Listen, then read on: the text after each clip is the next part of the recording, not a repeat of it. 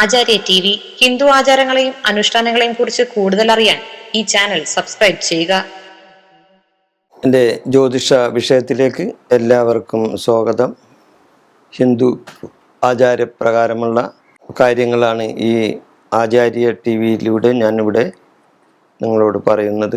പരദേവതകളെ എങ്ങനെ പ്രസാദിപ്പിക്കാം, അതാണ് ഇന്നത്തെ വിഷയം. ഹിന്ദു ആചാരപ്രകാരം പരദേവതകളെ എല്ലാവർക്കും ഉണ്ടാവുമല്ലോ. പരദേവതകൾ ചിലവർക്ക് അത് കണ്ടെത്താൻ സാധിച്ചിട്ടുണ്ടാവില്ല. എന്നാലും ഏതാണ്ട് 75% ഹിന്ദു കുടുംബങ്ങൾക്കും അവരുടെ പരദേവത ഏതാണെന്ന് അവർക്ക് അറിയാൻ പറ്റും. അപ്പോൾ പരദേവതകളെ എങ്ങനെ പ്രസാദിപ്പിക്കാം, പരദേവത പ്രീതി നേടാം എങ്ങനെ?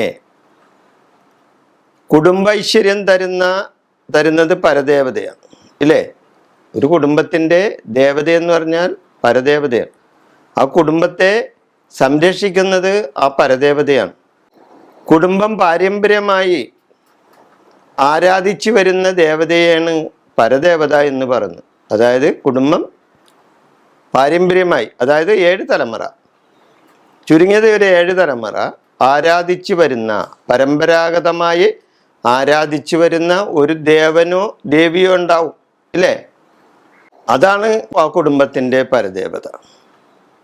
ആ ദേവനോ ദേവിയോ എവിടെയാണെന്ന് കണ്ടെത്തിയാലാണ് നമ്മുടെ പരദേവതയെ നമുക്ക് കണ്ടെത്താൻ പറ്റുള്ളൂ.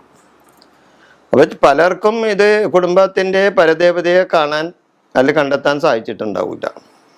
അവർക്ക് അതിൻ്റെ ദുരാനുഭവങ്ങൾ ഉണ്ടായിട്ടുണ്ടാവും. അപ്പോൾ ആരാധിച്ചു വരുന്ന 7 തലമുറ ആരാധിച്ചു വരുന്ന ദേവനോ ദേവിയോ അതാണ് പരദേവത. വീടുകളിൽ ക്ഷേത്രമുണ്ടെങ്കിൽ ആചാരങ്ങൾ തെറ്റാതെ ദേവതയെ പരിപാലിക്കണം. വീടുകളിൽ ക്ഷേത്രമുണ്ടെങ്കിൽ, എല്ലാവർക്കും കുടുംബക്ഷേത്രം ഉണ്ടായെന്ന് വരില്ല. അവരുടെ പരദേവത വേറെ ക്ഷേത്രങ്ങളിലായിരിക്കും, ഇല്ലേ? വീട്ടിൽ തന്നെ ക്ഷേത്രം ഉണ്ടായിട്ട് പരദേവത പ്രതിഷ്ഠ ഉണ്ടായെന്ന് വരില്ല. അപ്പോൾ വീടുകളിൽ ക്ഷേത്രമുണ്ടെങ്കിൽ ആചാരങ്ങൾ തെറ്റാതെ ദേവതയെ പരിപാലിക്കണം. പൂർവികർ ചെയ്ത് കാണിച്ചു തന്നിട്ടുള്ള കാര്യങ്ങൾ വിസ്മരിക്കരുത്. നമ്മൾക്ക് പൂർവികർ ചെയ്തു തന്നിട്ടുള്ള കാര്യങ്ങൾ നമ്മൾ വിസ്മരിക്കരുത്. ക്ഷേത്രശുദ്ധി കർശനമായി പാലിക്കണം. അതായത് പൂർവികർ കാണിച്ചു തന്നിട്ടുള്ള ആചാരങ്ങൾ ഒന്നുപോലും തെറ്റാതെ പരദേവതയ്ക്ക് സമർപ്പിക്കണം. അതോടൊപ്പം തന്നെ ആചാരങ്ങളോടൊപ്പം ക്ഷേത്രശുദ്ധിയും കർശനമായി നമ്മൾ പരിപാലിക്കണം. നിത്യാരാധന ഉണ്ടെങ്കിൽ മുടക്കരുത്. നിത്യാരാധന, നമ്മുടെ പരദേവതാ സ്ഥാനത്ത് നിത്യാരാധന ഉണ്ടെങ്കിൽ നമ്മളത് മുടക്കുന്നത് കുടുംബത്തിന് നല്ലതല്ല. പുല, വാലായ്മ മുതലായ സമയത്ത് അത് ശ്രദ്ധിക്കണം. പുല, വാലായ്മയൊക്കെ വന്നു കഴിഞ്ഞാൽ നിത്യാരാധനയുള്ള ക്ഷേത്രങ്ങളിൽ അത് ചെയ്യാൻ പാടില്ല, അത് കഴിയണം. ആ വാലായ്മ തീരണം. നിവേദ്യം അതിൻ്റേതായ സമയത്ത് സമർപ്പിക്കണം. അപ്പോൾ പരദേവതയ്ക്ക് നിവേദ്യം സമർപ്പിക്കുന്ന കുടുംബക്ഷേത്രങ്ങളുണ്ടെങ്കിൽ, അല്ലെങ്കിൽ മറ്റ് ക്ഷേത്രങ്ങളിലാണെങ്കിൽ തന്നെയും ആ പരദേവതയ്ക്ക് നിവേദ്യം അതിൻ്റേതായ സമയത്ത് നൽകണം. ഇപ്പോൾ പല ക്ഷേത്രങ്ങളിലും ഒരു സമയം ക്ലിപ്തതയുണ്ട്. ഇന്ന സമയത്ത് ഇന്ന ദേവതയ്ക്ക് ഇന്ന സമയത്ത് നിവേദ്യം സമർപ്പിക്കും, ഇല്ലേ? അത് കഴിഞ്ഞാണ് മറ്റു ജാതിക്കുന്നത്. അങ്ങനെയുള്ള ആ കാര്യങ്ങളിലുള്ള കൃത്യനിഷ്ഠത വേണം. മുഷിഞ്ഞു കീറിയ ഉടയാടകൾ ധരിപ്പിക്കരുത്.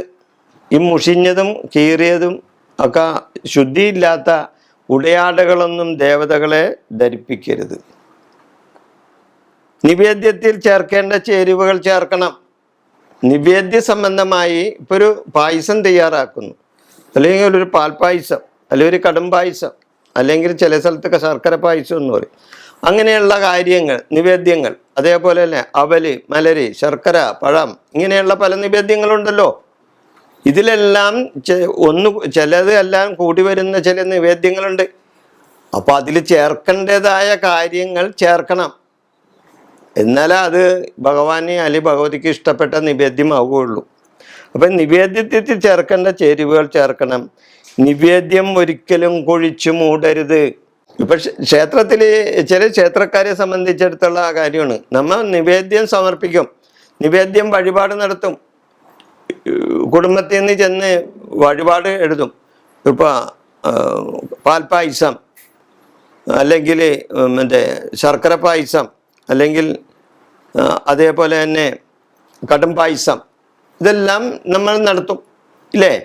അല്ലെങ്കിൽ അവൽ നിവേദ്യം, ഇതൊക്കെ നടത്തും. നടത്തിക്കഴിഞ്ഞാൽ ഇതിൻ്റെ നിവേദ്യം വാങ്ങാൻ ഈ നടത്തുന്നവർ ചെന്ന് വാങ്ങണ്ടേ? ചിലവർ ചെല്ലാറില്ല എന്നുള്ളതാണ് സത്യം.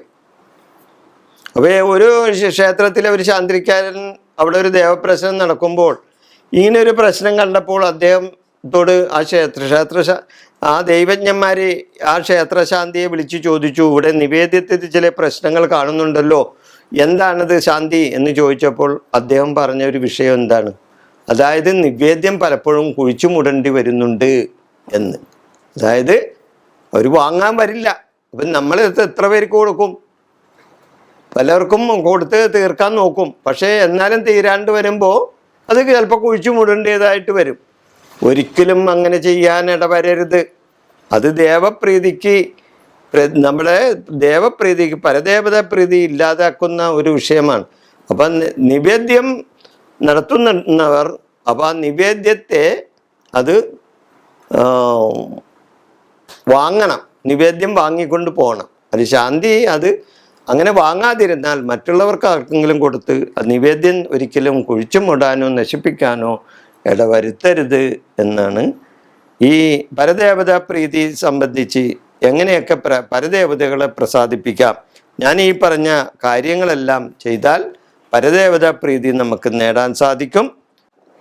എല്ലാ പരദേവതകളെ കൊണ്ടും എല്ലാ കുടുംബങ്ങൾക്കും സർവൈശ്വര്യങ്ങൾ ഉണ്ടാകട്ടെ എന്ന് പ്രാർത്ഥിച്ചുകൊണ്ട് ഞാനിവിടെ എൻ്റെ ഈ എപ്പിസോഡ് അവസാനിപ്പിക്കുന്നു. നന്ദി, നമസ്കാരം.